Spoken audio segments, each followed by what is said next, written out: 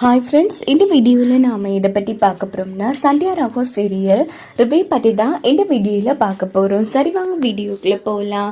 நம்ம சீனு சாப்பிட்டு தட்டில் மாயா சாப்பிட்டுட்டு இருக்கிறத ஜானகி கவனிச்சிடுறாங்க. செம அதிர்ச்சி ஆகிறாங்க. என்ன இது, இவ சீனு சாப்பிட்டு தட்டில் சாப்பிட்டுட்டு இருக்கா, எதுவும் தப்பாக இருக்கே அப்படின்னு சொல்லிட்டு கண்டுக்காம விட்டுடுறாங்க. உடனே ஜானகி கிச்சனுக்குள்ளே வரதை பார்த்து மாயா எதுவுமே தெரியாத மாதிரி வாங்க பெரியம்மா அப்படின்னு கை அலும்பிட்டு அங்கேருந்து எஸ்கேப் ஆயிடுறாங்க. இன்னொரு பக்கம் சீனு வழி மறிச்சிட்டு நிற்காங்க. என்ன மாயா சாப்பிட்டுட்டியா அப்படின்னு கேட்குறாங்க. நான் எங்க சாப்பிட்டேன், இங்கே பாரு அதெல்லாம் லேட் ஆகட்டும், நாங்கெல்லாம் கவனிச்சோம், எப்படா நான் சாப்பிட்டுட்டு தட்டை வைக்கிறேன்னு வெயிட் பண்ணிட்டு தானே இருந்தேங்கிற மாதிரி சீனு கலாய்ச்சிட்டு இருக்காங்க. டே அதெல்லாம் ஒன்றும் இல்லடா, டப்பா போடாங்கிற மாதிரி வெக்கப்பட்டுட்டு மாயா அங்கிருந்து போயிடுறாங்க. இதை நம்ம சாரு கவனிச்சிட்றாங்க. என்ன இது, சீனு சாப்பிட்ட தட்டில் இவ சாப்பிட்டுட்டு போறாளா, இல்லையே ஏதோ ஒன்றும் இடிக்குதே, எனக்கு பயமா இருக்கு, இதை பற்றி யார்கிட்ட சொல்லணுமோ அவங்க கிட்ட சொன்னதா சரி வரும் அப்படின்னு சொல்லிட்டு சாரு என்ன பண்றாங்கன்னா ஜானகியை பார்க்கலான்னு வராங்க.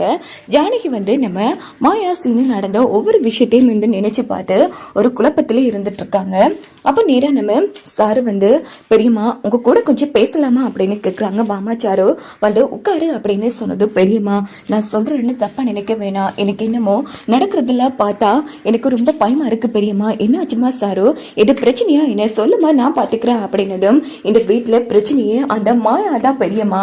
எனக்கு என்னமோ அந்த மாயாவால சீனு எனக்கு கிடைக்காம போயிடுவானு ரொம்ப பயமா இருக்கு பெரியம்மாங்கிற மாதிரி மாயா சாரு ரொம்ப ஃபீல் பண்ணி அழ ஆரம்பிக்கிறாங்க. ஐயோ நாம கவனிச்சதை தான் சாருவும் கவனிச்சிருக்கா, இப்போ நான் என்னென்ன சொல்லி சமாளிப்பேன், இந்த விஷயம் வீட்டில் இருக்கிற எல்லாருக்கும் தெரிஞ்சிருச்சுன்னு சொன்னா மாயா வீட்டில் இருக்கவே முடியாது. என்ன நடந்தாலும் சரி இதை யாருக்கும் தெரியாம பார்த்துக்கணும், எப்படியாச்சும் கடவுளே இந்த பிரச்சனையிலிருந்து நீ தான் ஒரு முற்றுப்புள்ளி வைக்கணுங்கிற மாதிரி ஜானகி மனசுல யோசிக்கிறாங்க. என்ன பெரியம்மா நான் எது தப்பா சொல்லிட்டேன்னா, சேச்சே அப்படி இல்லைம்மா, இங்க பாரு தனாவும் சீனுவும் எப்படி பழகுறாங்களோ அதே மாதிரி தான் மாயாவும் சீனுவும் பழகிட்டு இருக்காங்கம்மா. நீ தான் தப்பான கண்ணோட்டத்தில் பார்த்துட்டு இருக்க, அதெல்லாம் ஒன்றும் கிடையாது. இங்கே பாரு நிச்சயதார்த்தம் நடந்தபடி உனக்கு சீனுவுக்கும் தான் கல்யாணம் நடக்குங்கிற மாதிரி ஜானகி சமாளிக்கிறாங்க. இல்லை பெரியம்மா நீங்கள் பார்த்தீங்களா, காலையில் 2 பேரும் மெச்சிங்காக ட்ரெஸ் போடுறாங்க, ஏதோ கோ இன்சிடென்ட் நடந்துச்சுன்னு நான் சாதாரணமாக விட்டுட்டேன். அதுக்கப்புறமா எல்லாரும் சாப்பிட்டுட்டு இருக்கும்போது மாயாவும் சீனுவும் கண்ணாலேயே பேசிக்கிறாங்க.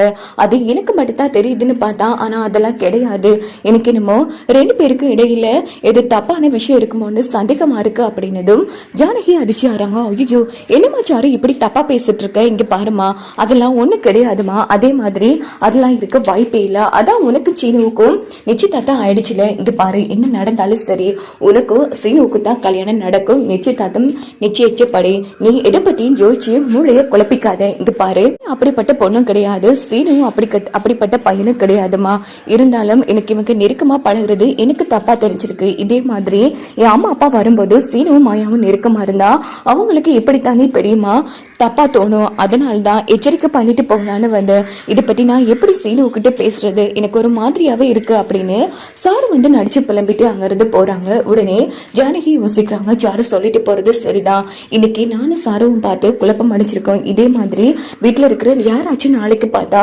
இப்படித்தானே பிரச்சனை வரும், அதுக்கு முன்னாடி சீனு மாயா 2 பேரையும் எச்சரிக்கை பண்ணணும் அப்படின்னு சொல்லிட்டு சீனுவையும் மாயாவையும் தனியா கூப்பிட்டு வச்சு பேசிட்டு இருக்காங்க நம்ம ஜானகி. இங்க பாருங்க நீங்க 2 பேரும் காலையில இருந்து பார்த்துட்டு தான் இருக்க, மெச்சிங்கா ட்ரெஸ் போடுறீங்க, ஸோ 2 பேரும் ரொம்ப நெருக்கமா இருக்கீங்க. இங்க பாரு சீனு ஒன்னு மட்டும் ஞாபகம் வச்சுக்கோ, உனக்கும் சாருவுக்கும் நிச்சயம் ஆயிடுச்சு, நான் ஒன்னும் உங்க 2 பேரையும் சந்தேகப்படல, ஆனா மற்றவங்க கண்ணோட்டத்துக்கு நீங்க நடந்து கொள்ற விதம் சந்தேகப்படுற மாதிரி இருக்குப்பா, தயவு செய்து உங்க நெருக்கத்தை குறைச்சிக்கோங்க அப்படின்னதும் மாயா சீனு ஃபீல் பண்ணுவாங்க.